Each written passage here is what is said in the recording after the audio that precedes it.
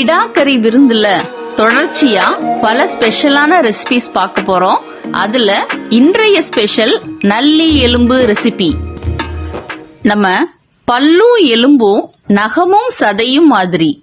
பல்லு போச்சுன்னா சொல்லு மட்டும் போகாது, நல்லி எலும்பும் சேர்ந்தே போயிடும்.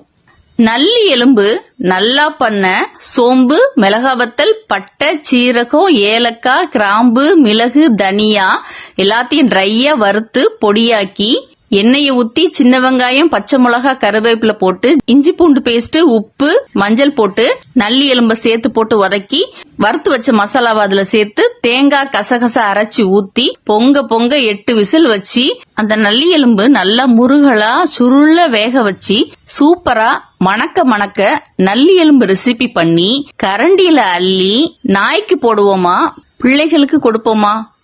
கண்டிப்பா பிள்ளைகளுக்கு தான் கொடுப்போம். பிள்ளைங்க சாப்பிட்டு மிச்சம் போட்ட மீதி எலும்பு, காஞ்ச எலும்பு தான் நாய்க்கு தூக்கி போடுவோம். இயேசுவும் நல்ல ஒரு தாய், நல்ல ஒரு தகப்பன் மாதிரி முந்தி பிள்ளைகள் திருப்தி அடையட்டும், பிள்ளைகளின் அப்பத்தை எடுத்து நாய்க்குட்டிகளுக்கு போடுகிறது நல்லதல்ல அப்படின்னு அவர் பிள்ளைகளாகி நம்ம நல்லா சாப்பிட்டு திருப்தி ஆகட்டும், நம்மதை எடுத்து நாய்க்குட்டிகளுக்கு போடுகிறது நல்லதல்ல அப்படின்னு சொல்றாரு.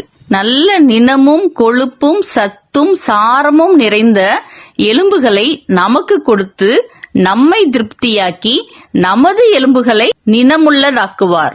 இந்த நல்ல எண்ணெய் மிதக்கிற நல்லி எலும்ப தட்டுல எடுத்து வச்சு நல்லா தட்டி வழுக்கிக்கிட்டு வர்ற மஜ்ஜைய தனியாகவோ இல்ல ரைஸுக்குள்ள வச்சோ ரசிச்சு ருசிச்சு சாப்பிடுறதே அடடா அப்படி ஒரு டேஸ்டா இருக்கும்.